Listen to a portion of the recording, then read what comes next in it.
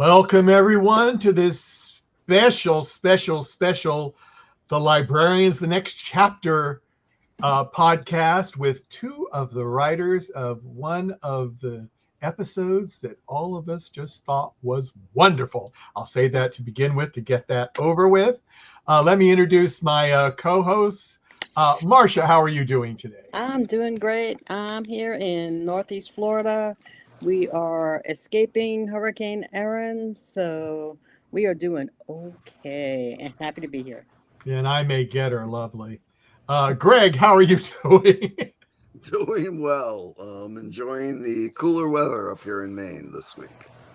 And Liz, how are you doing? And Liz, I'm going to have you introduce our special guest today and go with the questions first. Oh, great. Greg, I want you to send your cooler weather to me because we're still pretty hot here in Sacramento. And I am so privileged to introduce this brother-sister writing team of Sean and Sinead Persaud.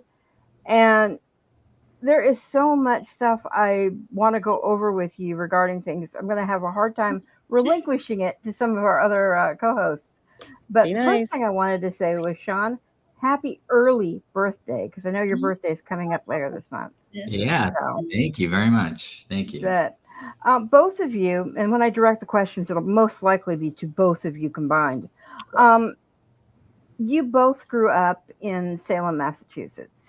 And with Salem being what it is in our history and having such a rich history, did that influence you to become writers or actors? Yeah, I really think it did, which is very odd because it didn't seem to for anybody else that I went to school with or anything. Everybody was very like, yeah, whatever, it's normal. But I was like, but witchcraft and magic and storytelling. So I do think that it inspired us a lot with our with the trajectory, especially of our creative pursuits. Yeah, it certainly influenced what kind of stuff we like to do. Yeah, maybe we were always going to be writers and actors, but yeah. So this kind of defined your style of what you are interested in. Mm-hmm.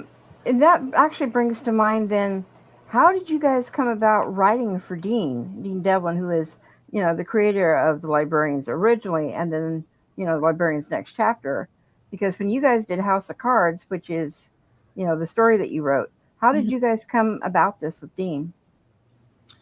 Well, my wife, Mary Kate Wiles, she's a very, very talented actress. She was in a web series called The Lizzie Bennet Diaries over 10 years ago. And one of the writers on that series was Kate Rorick, who went on to write for Leverage and Librarians.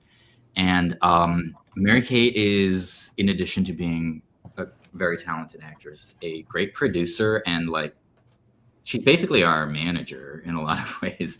So she was trying to help us out, and we just had a meeting with Kate, just a general sort of, what are you up to? Here's what we're up to.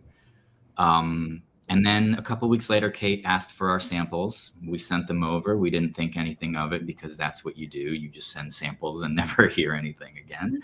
And then a couple of weeks after that, we got an email saying, you've been hired, and we didn't even know we were up for a job. Wow! Wow! We were like, "That's cool." Yeah. I'd seen the show and everything, the original, and we were like, "Oh my gosh, how cool!" And then it was like, "You start next week," and then we did not because of the writer's strike. That's what I was going to ask you. It's like I had heard that you got in. That was your very first writer's room that you guys had ever been in, correct? Yeah. And then what was it, like the next day the strike hit or something? We had one day, we started immediately.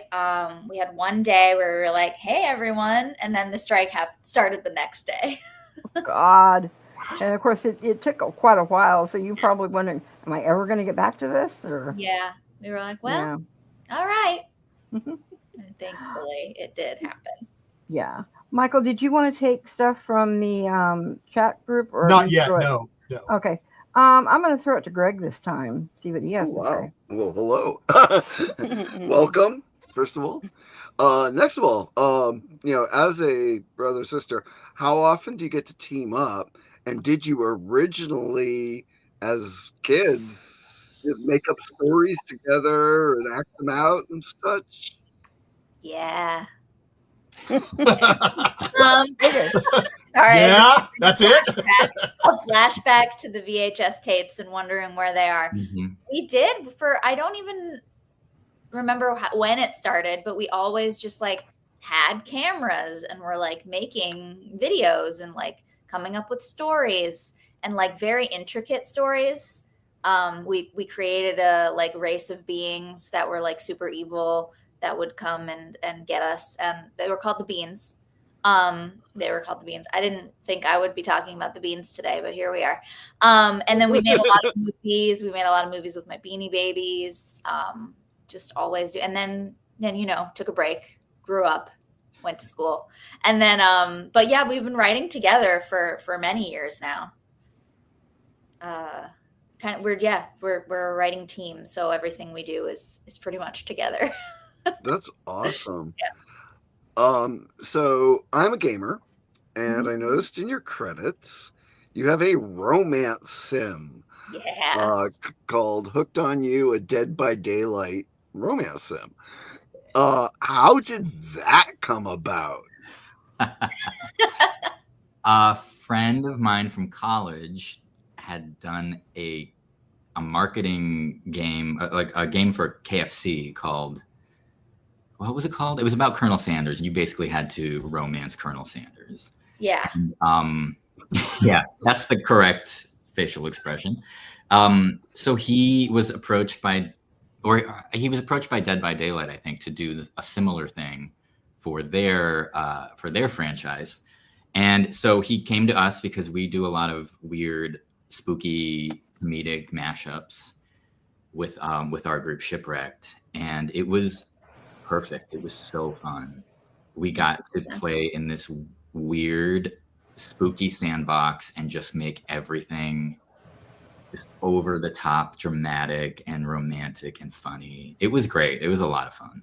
Yeah, it was That's exciting. That's exciting. So I will pass the baton to Marcia next. Thank you. Well, one of the questions that I got from somebody who's not here is a question you probably get a lot of is, are you twins? Well, I assumed that would have been answered earlier since it's Sean's birthday on Friday and not mine. We do get that question a lot. We are not twins. I am younger and annoyed that Sean looks like he's as young as me. It was like, okay, we were at a convention in Orlando and we were out with friends, and a couple of our friends wanted free ice cream. So they said it was our birthday and that we were twins, so they could get two green tea ice creams that were not for us. So the waiters like put it in front of us, and then our friends took them away from us. But ever since then, it's been like a joke that we're twins. It's even on our website, I think. Yeah. It's gone too far. So you enjoy confusing people? I don't. No. I love it. He loves it. I'm a child. Your teachers must have had so much fun with you two in class. Well, we were in the same class because we were twins. No. I guess. Yeah. But you mentioned that you were at a convention. Was this a sci-fi convention, a business convention? This was GeekyCon. Yeah. Which was like an offshoot of LeakyCon. We did a series called Edgar Allan Poe's Murder Mystery Dinner Party, and I think we premiered it. Yes. Mm-hmm. Okay. Yeah, it's for like all things nerdy, so we fit in there very well. You fit in all of us too, just so you know. So I have had so much fun looking at your work. That's why I'm smiling, I'm laughing. You have had great success in the independent area, particularly one that you did a Kickstarter, or was it a Kickstarter for, which was Headless, a Sleepy Hollow story, which was very successful, won awards, and I gather came out of some of the Salem influence. Yeah, for sure. Mm-hmm. Yeah, that was based on a fan fiction that I wrote when I was a teenager. That was like, what if Ichabod and the Headless Horseman were roommates? And then, years later, I don't even know how, I was like, Sean, what about this? And you were like, that we could make that into like an actual show with, emotions and characters and a plot line. I think our dynamic is Sinead comes up with an idea and I'm like, yes, but what if it's 100 times more complicated? Yeah. I can see that. And personally, you had someone in there who's a personal favorite of mine, is John Rubinstein. Oh, yeah. How did you get again, my wife, Mary Kate, was she went to USC, and John was one of her professors and directed her in a production of Brigadoon. And Mary Kate is so good at keeping in touch with people, and she's such a lovely person. She just keeps talking to people, checks in, says hi. So she has developed all these relationships with people that she's known for so many years. And now we're not planning on like, oh, let's use this person, but all of these relationships that we've developed over the years just sort of sprout into these wonderful little reaping all the benefits of Mary doing a lot of work for us. But yeah, he's awesome, and he really gave the show a gravitas that it would not have had. And I remember he I think they had talked years before. They had just had like a coffee, and she was giving him an update about Shipwrecked and everything she was doing, and he was like, I love that you're doing stuff on your own and you're not waiting around. So when we came to him, and he already knew what we were doing and like what we were about and like what we were trying to accomplish. And so he was really supportive, and he also had some amazing stories. So, you don't bet he did in the industry that long, and we were just like, we'd be waiting for a setup and just sort of sitting there like, wow. listening to one of the stories. And I watched your Kickstarter video, which you had all the Post-its or index cards, the red, white, and blue cards behind you when you were talking. Yeah. And I was wondering who was interviewing you, or were you kind of doing it as if someone was interviewing you? Do you remember? So let me think, because we did during our Kickstarters, we do weekly live streams. Oh, okay. It might have been one of those. Yeah, I think so. We have people involved in the show come on, and then we have amazing fans who are so supportive, and they show up, play games, and basically we'll put people's names up on the wall behind us. And it turned into it. We just started it randomly for one Kickstarter, and then it turned into a big thing. We just wanted to see how big this wall of index cards could get.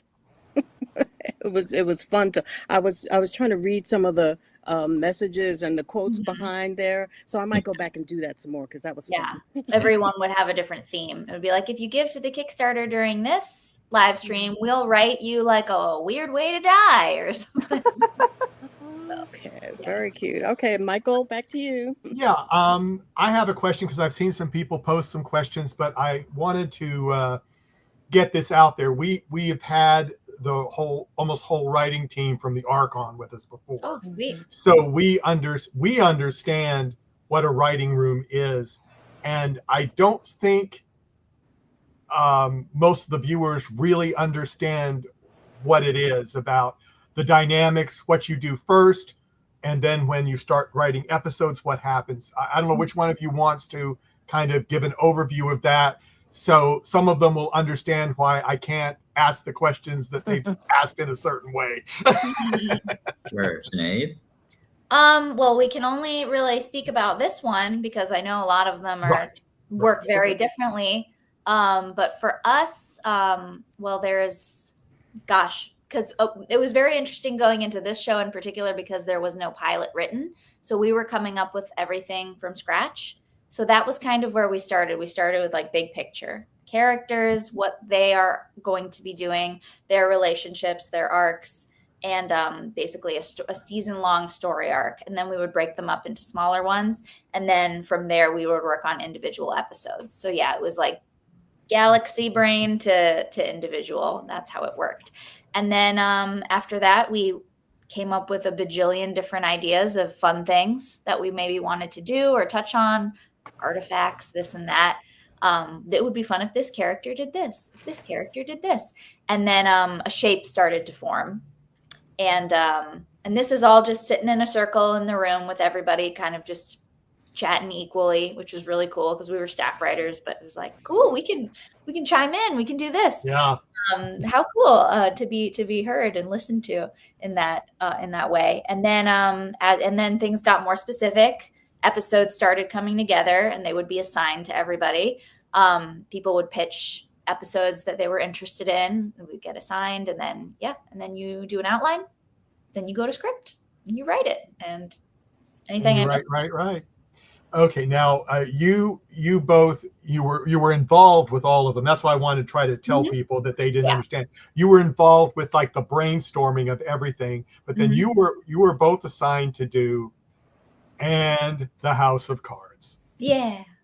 Now I have a question that we asked someone else that had been on that episode because we thought we knew the answer and we did not know the answer. He said no. Where did you come up with the name Chauncey Cooper? We all just love that name. Yeah. Well, we love coming up with names. Yeah. It's our writer's block exercise. We have so many little documents just with names. Whenever we're stuck, we just start coming up with silly names. Yeah. So I don't know, but it does sound like an actor. But you don't remember who was the spearhead of that one? It was definitely you. I don't think I came up with that one. Okay. I would take credit if I had. Okay. I'll take it. Yeah. Yeah, that it was such a fun name. And it fit Dominic quite well too. We know Dominic pretty well because he was on the Ark, and we'd had him on twice before. So this was his third visit with us, and that was the question we asked. Did you come up with the name? And he said, "No, I can't take credit." Yeah, he was great. He was so good. He's a great guy. I had, let's see, there was a question in the chat room that I was going to do. Okay, Cassie W asked, how did your expectations of what your first writer's room would be like compared to reality? I think it was better than we imagined. Yeah, it was better because going in, you hear all the stuff about like a hierarchy, and there certainly is. There's more experienced people, and more people have different responsibilities. And I think there are probably some rooms out there where you're expected to sort of like fall into that hierarchy, and the staff writers and the lower people on the totem pole maybe shouldn't talk as much. And this was not like that. This was just a really, really inclusive room. Everybody was lovely. It was such a joy to just go to work every day and be around these people. And so I certainly was nervous at first, but after a while it was just like, oh, great. I get to go like make up stories with friends. Really fun. Yeah, the only way you'd be able to tell that we were the staff writers was that we like write the note cards when we come up with stuff. We're like in charge of the note cards. That's the only like you are the staff writers do that sort of job. But otherwise it's like I went into it being like, they're like, what's the worst thing that could happen? Like, what are you really nervous about? And I was like, well, saying something and then everybody being like, that was a really stupid thing to say. You're actually really bad. Can you leave? And so you kind of, but like we got really into a rhythm, and we would, say ideas. And sometimes it was like, maybe this. And it's never like, everybody's just coming up with stuff. And if something isn't particularly a good idea, nobody's mad at you for it. So once I got over that fear, it was great. Let's see. The other question I wanted to throw up was, how much did your pitch for your episode change, I guess, in the process to be in its final form and then get filmed? Yeah. After you did the final, I'm assuming they mean after you did the final write that you thought, and then I understand sometimes it goes through some more little hoops. Well, this was, first off, we did pitch the House of Cards episode, the tarot episode. Oh, you did? Oh, Yeah. okay. And then we got to write it, which is not always how it works. Right. Sometimes you pitch something and then you don't write it, and you write something somebody else pitched. But we got very lucky. This was very much in our wheelhouse. But yeah, what was it like originally? Like when we pitched it? Yeah. Versus, I mean, we were like, we would love to do a tarot card episode. I love tarot, and it would be really cool to have like sort of a spooky tarot episode where like tarot cards are people. Like that was kind of the pitch. And then in the room, it became what it is today, the Agatha Christie like locked room mystery. And then once it was written, I was like really surprised with how much it stayed the same. There were a few like production things that were like, oh, maybe we can't do that. Maybe it's this. But honestly, it all like there was a moment where we were like, we can't have the chandelier crash maybe. But then it was like, no, we did it. And I was like, amazing. I think all of the big cuts were just cut for time. Yeah. Yeah, I was wondering if that had been a little bit longer in the script. A little bit. Yeah, because I know timing is everything. Because you basically had two stories going on for a while. And I mean, they were both important. So yeah, there was definitely more of Vikram being a goof in the library that was cut, but you get the picture. You get it. Yeah. Well, we did. And it was one. We've had him on too. Yeah. And I mean, he's a scream. He's a scream. So good.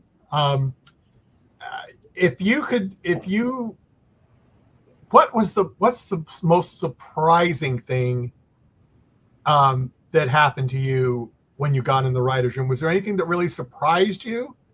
Or It's a good question. Yeah. The amount of baked goods into the room. No. So they didn't give you any baked goods, huh? Okay. No, they did. They did gave a lot. too many baked goods. I will say this. This is a very specific to me thing, but the electric offices are in a building that I worked at like 15 years ago. I was doing transcription as like a side job. Oh, wow. For Discovery, and Discovery Studios used to be in that building. So I showed up to work and I was like, wait a minute, I've been here. And it was like nice sort of like, look how far I've come moment. That was very surprising. But that's probably not what you meant. I think my surprise might be how, and not to say it was like a lot of work and we did work really hard, but the room days were more relaxed than I thought they might be. Like we were able to like let things breathe, be like, well, let's get back to this after lunch. Everybody just like think about it for a while. And like, it wasn't like we have to get this done today or else we're behind schedule. We were like, there was room to be creative. Yeah. We hear stories like nightmare stories about rooms where it's like, oh, we got to break this. We'll be here till midnight. Yeah. We'll sleep under our desk. Dean and John were both like, that's not a good way to work. Yeah. We all have families. Yeah. Let's take a walk around the block. Yeah.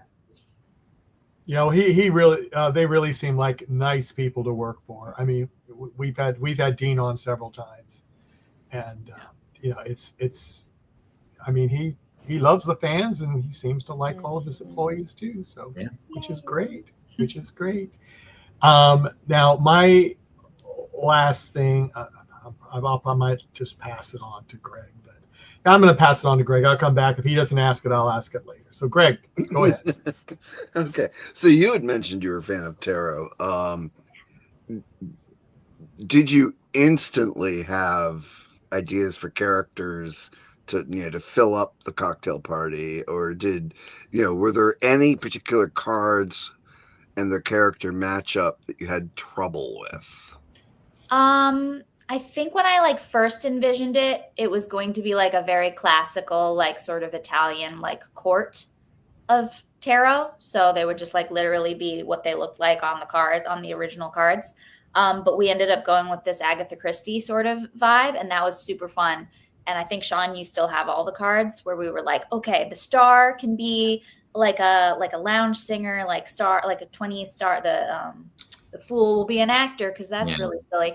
I'm trying to think if we had any ones that were hard to come up with. We did.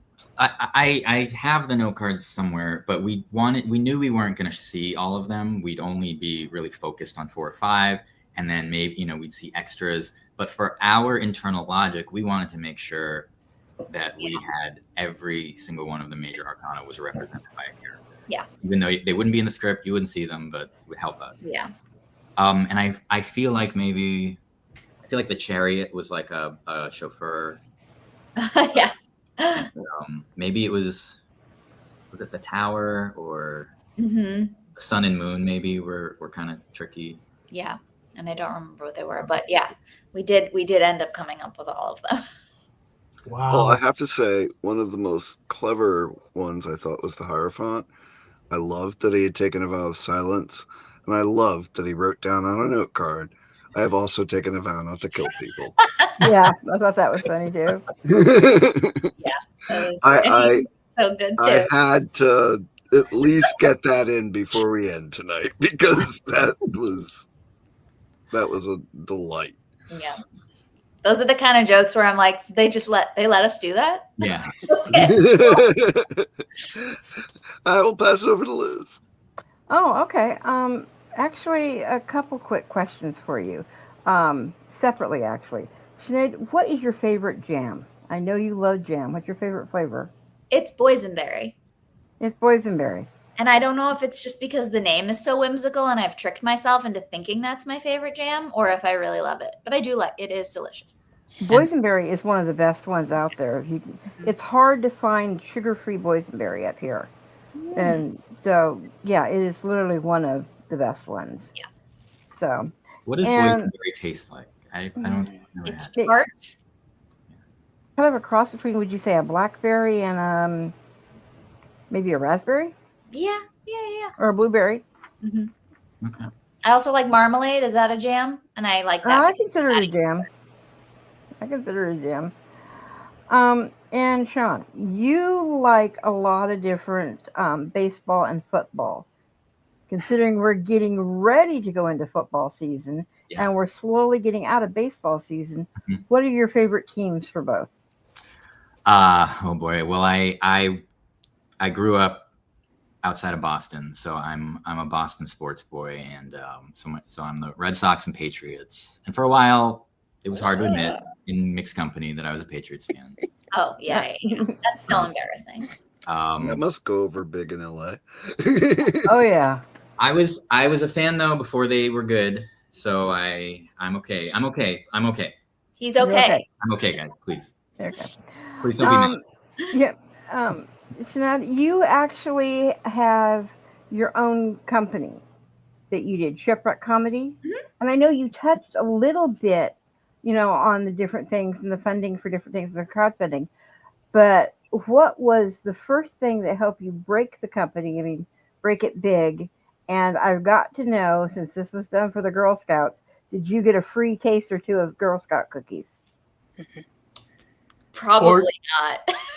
Boo. I was a Girl Scout leader for a long time. Yeah, Boo. I don't think that back then I knew to ask, because they might have given me some.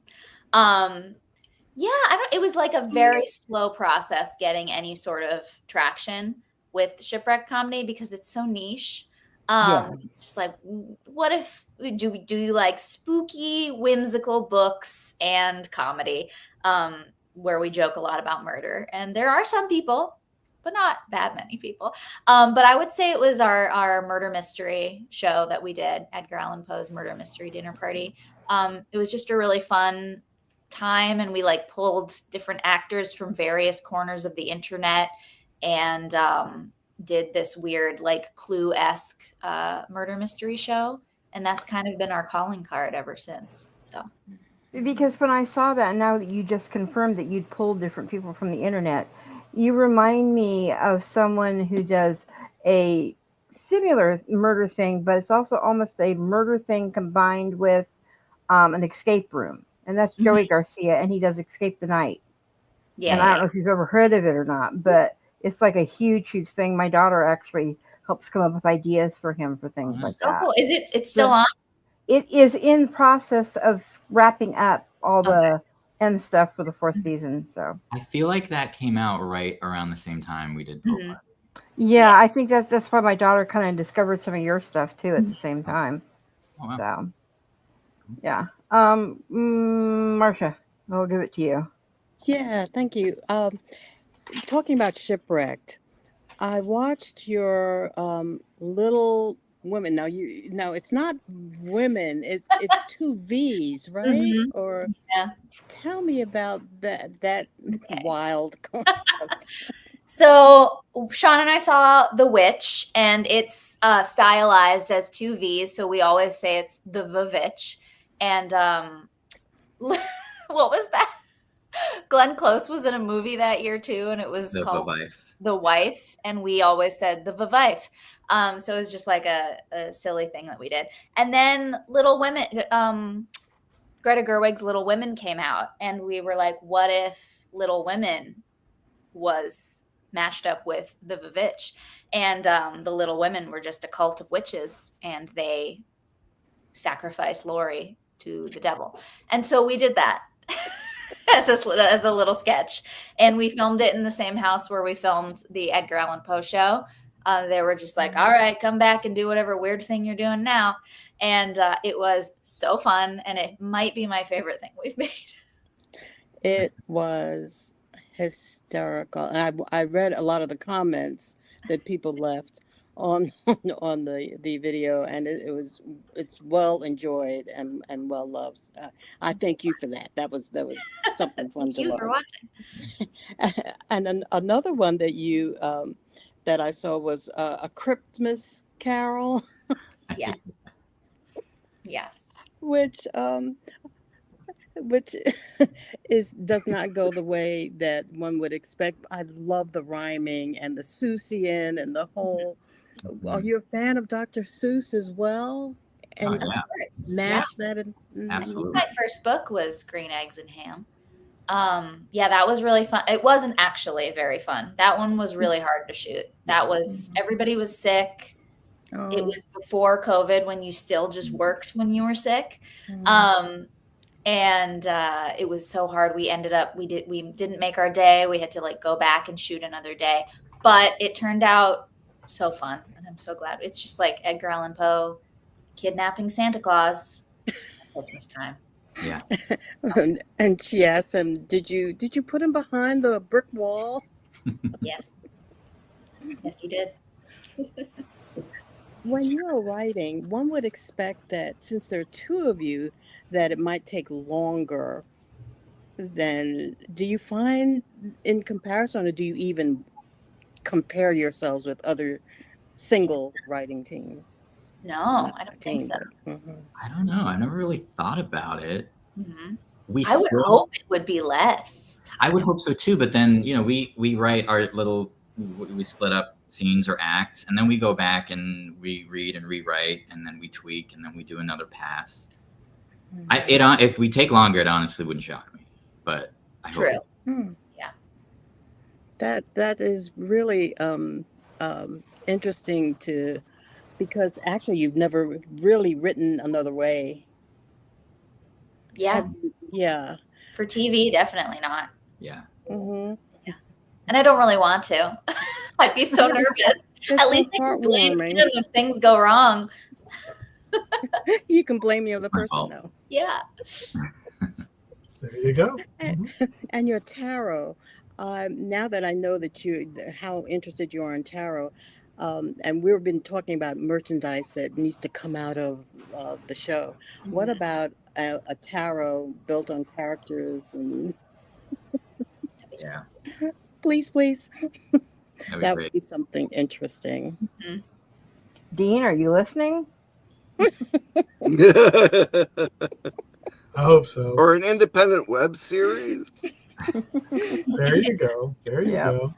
I know this is, and another short thing is, I love ukulele, and you use the ukulele in as a sort of a Greek chorus. Yeah. Do either? I know, Sean, you play in some instruments like banjo, and do you play a banjo? I'm in the. Let's say I'm in the process of learning. Mm-hmm. I got him a banjo because Steve Martin is Sean's favorite person, and Steve Martin is famously one of the best banjo players in the U.S. And I was like, "You want to be like him, right?" So. Yeah, so she got me the hardest possible thing to do to be like Steve Martin. No, I think comedy is probably his hardest. Maybe. Yeah, maybe. Yeah. Or magic. I don't know. True. It's hard. He's so talented. But so, how did you choose the banjo for the song person? So you're talking about the Bard and Headless. Yes, the Bard. We knew we wanted a sort of a musical narrator. Bard. Yeah, musical narrator. John Cozart is a friend of ours. He's incredibly talented. If you've watched his stuff on YouTube, it's so funny. Highly recommend. So clever, so well done. And he's just got like a really great sort of like sardonic personality. And we just immediately thought of him and how fun it would be if he's helped, especially because we were working with a limited resources, limited time, doing a web series. And so we wanted to have somebody that sort of helps the story move and sort of transition from scene to scene. And then how funny would it be if we gave him like a real personality that clashes with our main character and have them interact? And he already was a brilliant musician on the ukulele and everything anyway. So it was very easy to just put him in there. Okay. Kind of reminded me a little tiny touch of Little Shop of Horrors. Oh, the dream. Yeah. That's all I want to be reminded of every day of my life. Oh, I love that too. Little Shop of Horrors. Okay. Yeah, let me go. I'm going to go to one question, and then I have a question that someone asked another question, same like the last time. But were there any notable contributions that either of you made to other episodes that you can point to and be proud of, that you kind of brainstormed that part of it? Man, it all comes together in such a great way that I'm like, I don't remember. You don't know. Yeah, I was wondering that could be the case. But I don't even know like most of our characters. So some of the names. Some of the names. There you go. Now, I think the answer is no, but someone else had another question. I want to tell them why I'm not going to post that because of what you're going to tell me. Were you privileged to be able to go on set when they filmed your episode or any of the other episodes that were there? Not in season 1. Yeah. That's fine. Okay. Yeah. So I don't think I'm, well, Don't do it. I'm not going to do it. I'm not going to do it. If we did go for season 2, I can just say yes because I put it on my Instagram already. So. Oh, you did? Well, the question was, and watch, I can't find it, but they asked, what did you think about the ice cream? Oh, in Belgrade. Yeah, the Serbian ice cream. It's yummy, yummy, yummy. I don't think I had any. Well, this is why we have to get a third season. Well, this is why you need a third season. Yeah. The ARC cast raved about the ice cream in Serbia. I mean, raved on every single show we had. That's why. So, and some of the Librarian cast that's been on has not all of them have, but some of them had some. So that's why. Yeah. So if you ever get back there again, try their ice cream. Good to know. I will. That you don't have to ask me twice. Yeah, because it was like we would ask them what their favorite flavor was and all this stuff. Very, very interesting. But let me see. What was the other one I wanted to grab?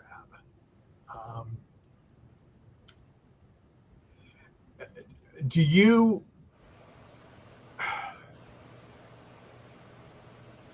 you find that you have trouble sometimes with coming up with ideas, or have you just got ideas flowing all the time? And did you have a favorite character that you like to write about? Well, I think the answer for both for us and for the librarians is that there are so many ideas, always. That we'll never get to all of them that we want to do. Oh, that's good. That's a good answer. That's a way to be than being like, I came up with enough. Cool, I did them all. Great. Because you need up to at least season 6. So it's cool to be like, oh darn, we didn't get to that one again. Maybe we never will. But then so. And then I think our favorite. I think we have the same favorite character to write. Probably. Yeah, which is Vikram. Yeah, it's just so fun. So fun. He has such a clear, specific point of view on everything. And such a clear voice that's so different from anybody else in the show. And writing those kind of fish out of water characters who speak in a weird sort of way, it's just like we've been doing that since we started writing with Edgar Allan Poe. He's sort of that kind of, that kind of character. Yeah. Yeah, and just his reactions to things, and it's just like, can be so fresh because he's from the 1800s. You're like, how does he react to this new thing? There's always something new in every episode that he can be like surprised by or like delighted by or hate for no reason. And also Callum is so good that even when we were like, oh, this is great. Well, we wrote this and had an idea, then we see him do it and it's completely different than what we thought and better. Oh, there goes my other question. Okay. Well, that is brings great. To life your stuff.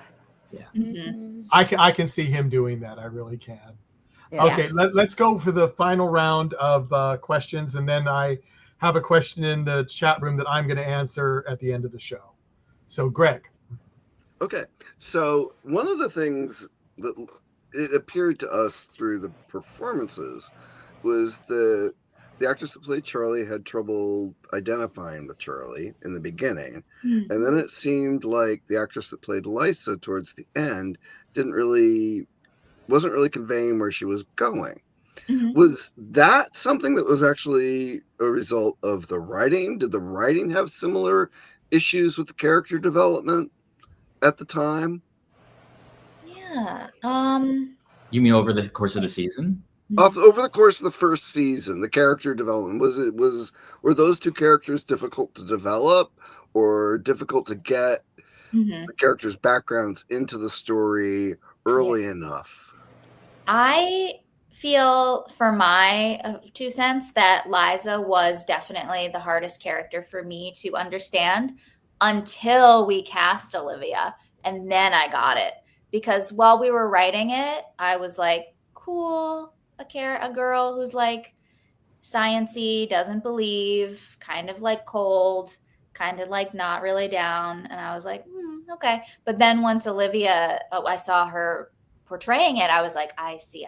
She just brought like a warmth and a like wholeness to the character that I was like, I get it now. And now I can see where this is going. But we didn't see that until we had finished writing our episodes. So that's very interesting. And then for the Charlie character, I think that actually is kind of good because the character does not know what is going on at the beginning. She's like, how long am I going to be here? What am I doing? I got a really big job to do and it's life or death. So interesting. It makes sense to me that she didn't understand that. Interesting. I didn't look at it that way. And then she felt like she had failed because she didn't get assigned. Right. Yeah. So, and then she finds out the truth at the end, which was so not to be like, it's good that you didn't understand, but also like, cool. That's kind of a cool way to like go into the season where your character doesn't really know where it's going to. Interesting. I hope. Thank you. Over to Liz. Okay, I just have a couple quick ones. I know that you have a third sibling. Are they at all into the entertainment field, or? She likes to watch stuff. Does she? Actually, I don't know if she does. Really? Now that I say that, I think that's something we struggle with too. Like we take her to a movie and we're like, "Did you see the original?" And she's like, "No." No, we took her to see the. I was gonna say, "Are You Afraid of the Dark?" No, it's I Know What You Did Last Summer. I Know What You Did Last Summer. Yeah. We were like, so we rewatched the originals before coming to see this. She's like, I've never seen it. I was like, We were like, what? Okay. You know something? My sister is exactly the same way. It's like I'll say something and she'll be like, "Never heard of it," and I'll be like, "What, have you been living under a rock for the last 50 some years?" I asked her because she loves like horror and like true crime. Yeah. I was like, "Oh, did you see The Substance?" And she was like, "I watched a reaction video to someone watching The Substance," and I was like, "What?" I think she's spending her time reading and working as a therapist. Yeah. You know. Okay. And the other is directed directly at you, Sinead. I tried to blow up while we were on air your necklace. Is it still the same witch necklace that you have been wearing? Yeah. And how did that come about that you got that? My mother got it for me at a jewelry store in Salem. It was maybe like a 16th birthday present, and it's like gold. It's like a really nice necklace, and I can see. take it off. It's really gorgeous. Yeah, I love it. And other than that, I just want to say thank you so much, both of you, for taking the time to spend with us. We've learned so much. We really appreciate it. Yeah. Thanks for having us. It's been great. Fun. Yeah. It's fun to revisit the season. Yeah, I'm going to throw it to Marcia for hers. Yeah, a couple of things. Since you talked about what your sister might be watching, what are you watching these days? Well, my wife was just at a musical, and so she was gone for a lot of evenings. So we kind of paused on our nightly watching schedule. So we have a lot of stuff to catch up with. We just started the second season of Poker Face, and then we want to watch the second season of Andor. That'll be next. Oh yeah.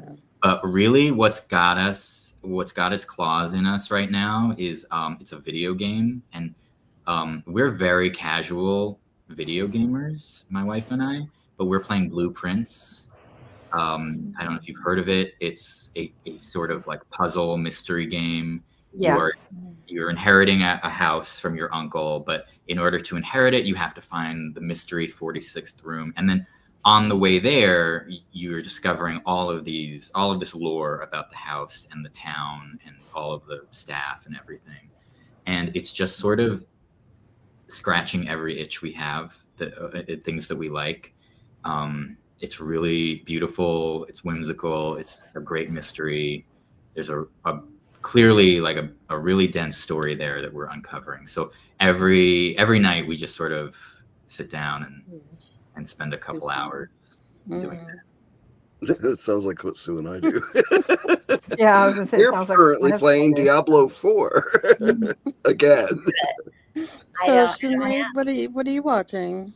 Yeah, I don't play video games, despite my I don't fiance either, but- being a video game designer. But he is also loving Blueprints. I think he's here. I am watching. So I've been watching other movies lately because I'm trying to get back into movies, and I love horror movies, and I have some blind spots.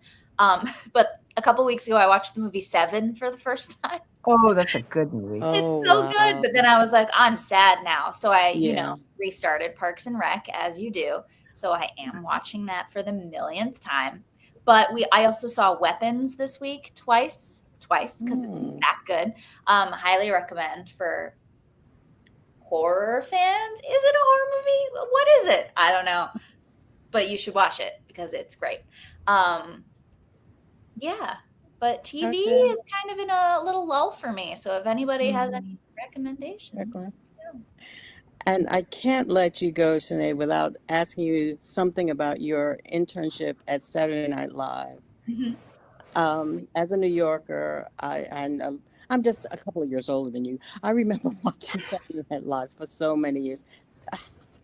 I mean, really, that sounds incredible.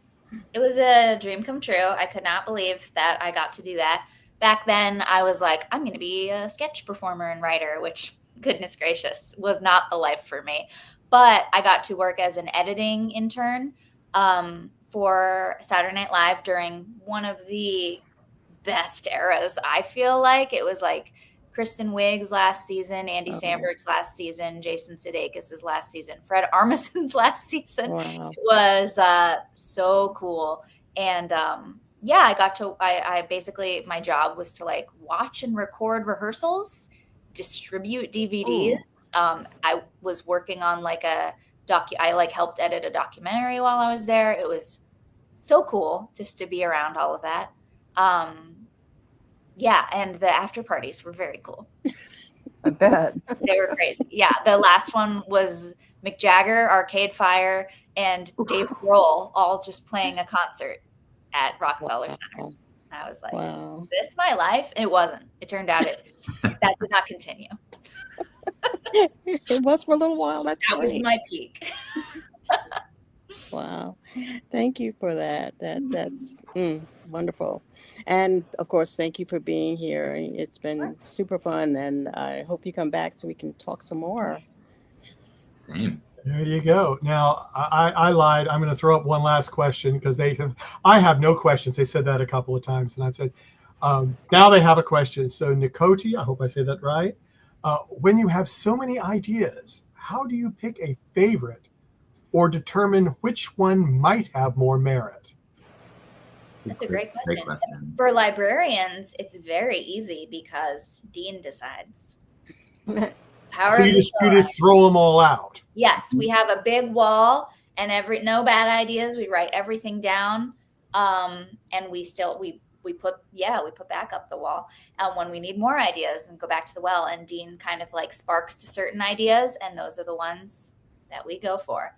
In our own personal lives, it's a huge problem because then we never get anything done because we're like, that one. No, today I'm feeling that one. No, today I'm feeling that one. I like right now we're kind of working on 4 or 5 things, and we need to figure out a way to schedule like, okay, for 2 hours on Tuesday, we're going to do this.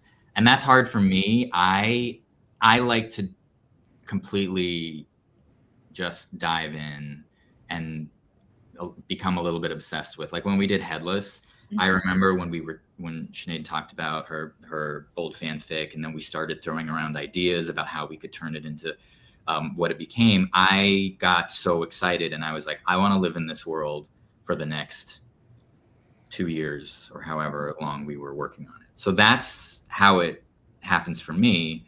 But sometimes you don't get that. Sometimes you have to work on something else. Like we're trying to write another writing sample right now. We're trying to figure out like what it's going to be. And it's hard. It's really hard. This is a great question. If you know, let us know how we can figure this out. Please let us know. There you go. And Sawan this was the last one I was going to deal with, and probably you two will kind of laugh because she goes, yeah, that's what it's like. Sawan wanted to know, would you mind sharing the lineup for the next live podcast with the Librarians, the Next Chapter cast and crew? If you can. I can't. And the reason is because I have, let me see, 1, 2, 3, 4, 5, 6 people lined up, but they are all busy right now. Some are writers, some are directors, and one extra cast member. They're all busy, and I haven't been able to schedule them. If you want to know who I have talked to, it's on our webpage, ndbmedia.net. It's right on the right-hand side, and you can look it up. I don't want to name it out because it changes all the time. And like and subscribe, and you'll get notices, though. That's right. So that's the best. That's the best way to do it. Like and subscribe. But I would like to thank you on behalf of NDB Media and Talented Universe for you both coming and saying yes when I reached out to Electric Entertainment and they connected us. Yeah. So thank you. And we look forward to hopefully having you on again for, or anything else you'd like to, if you've got some new things going on in Shipwrecked Comedy, you know, we'd love to put you on and talk about that. Great. Or anything, Sean, you want to do, you know, if you've got new games you're playing and, you know, whatever. I mean, we are all. The cats can have their own podcast. Yeah. Because, you know, both of them have kitty cats. So they can have their own podcast. And my girls, 2 cats, Bowtie and Flash, could be the host. They have There a you lot go. to say, Mhm. and they deserve their moment in the They sun. do. Yeah. They do. And I was shocked that your little friend didn't come back up and say hi when we went on air. Yeah. Me too. They're over here sleep. Two of them are over here sleeping. I don't know where the third one is. Yeah, my jack took off. I don't know why. They Yeah, could you all just sense never. for their cats. And fans have decided we want to see a musical. You don't have to say anything. Only Fans Marsha. Only have Marsha. decided that they want to have a musical somewhere down the line in the 6th season, maybe. You are not the only one. Uh-huh. I want a musical so bad. Be very fun. See, Greg just lost it. So yeah. Yeah. I was That's trying okay. not I'll to. watch it once, and if it is really good, okay. There is somebody in the room who would feel the way you do as well. I don't know if they'd even watch it once, honestly. No, I don't think they would. I think they might quit. It's the one Star Trek episode I may never watch again. Oh wow! I It think was a musical. we watched some of that in the room. We did. Uh-oh. My condolences. You were tortured. Well, I don't want to take up any more of your time, both of you, but thank you so much guys. for coming. Thank you. And all the people, I couldn't get to all the questions, and I hope you understand Thank you. a couple of the questions that came up. They kind of mentioned season 2. We're not allowed to mention season 2. And they, so sorry about that. We were having troubles with Facebook again. So if you posted questions in Facebook, we may not have been able to see them. We'll see them after the show. They'll all throw up. So that's been happening with Facebook, sadly, recently. But everyone take care, and we'll see you next time. Bye-bye. Thank you. Bye, everybody. Bye. Cheers.